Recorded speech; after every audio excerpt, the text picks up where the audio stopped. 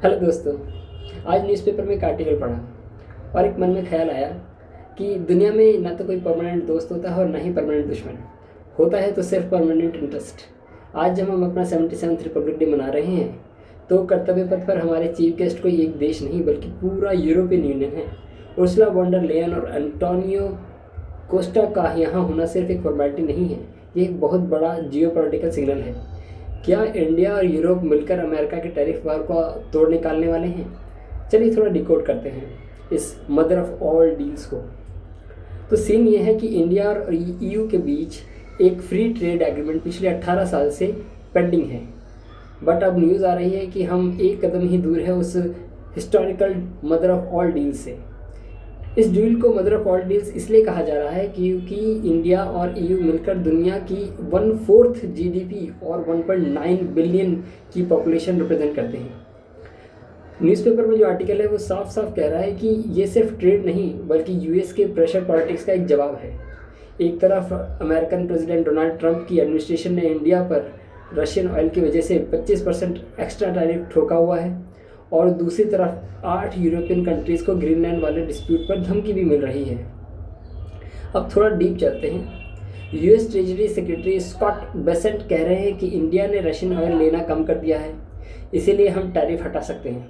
पर सच तो ये है कि इंडिया ने ऑयल लेना बंद नहीं किया बल्कि डाइवर्सिफाई किया है। अब असली मज़ा यहाँ पर क्या है? यूरोप आज इंडिया को एक स्टेबलाइजिंग पार्टनर की तरह देख रहा है। क्यों? क्योंकि ट्रंप की अमेरिका फर्स्ट पॉलिसी ने यूरोप को भी अनकंफर्टेबल कर दिया है। यूरोप को अपना सप्लाई चेन चाइना से हटाकर डाइवर्सिफाई करना है और इंडिया से बेहतर ऑप्शन उन्हें नहीं मिल रहा।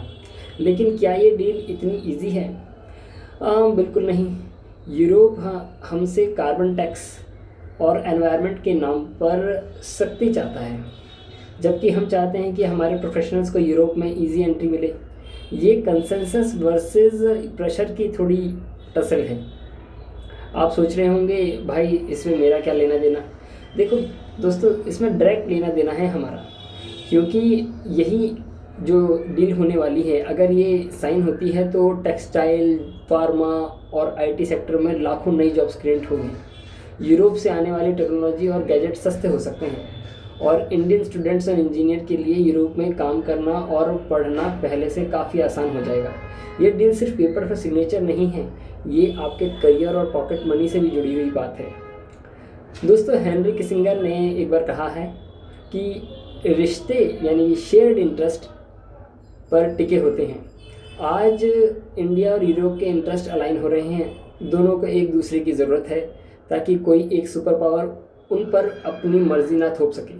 77th रिपब्लिक डे पर यह दोस्ती एक नए इंडिया की तस्वीर है जो दबता नहीं है बल्कि बराबरी की टेबल पर बैठकर डील करता है। आपको क्या लगता है, क्या इंडिया को यूएस के प्रेशर में आकर रशियन ऑयल पूरी तरह बंद कर देना चाहिए या यूरोप के साथ ये सुपर डील करके हमें अपनी अलग राह बनानी चाहिए? कमेंट में बताइए और ऐसे ही जियो पॉलिटिक्स के लिए फॉलो कीजिए। जय हिंद।